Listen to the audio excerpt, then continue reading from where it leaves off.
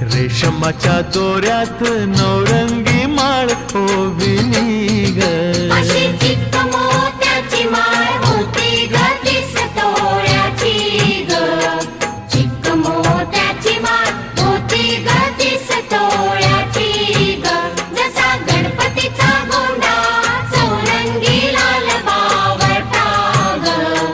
गणपतीचा गोंडा चौरंगी लाल बावटा ग.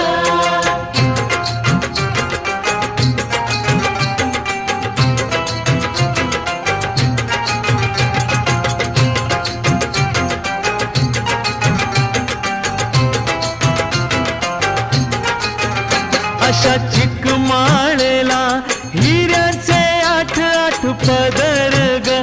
अशा चिकमाळेला हिऱ्याचे 8 पदर ग. अशी 30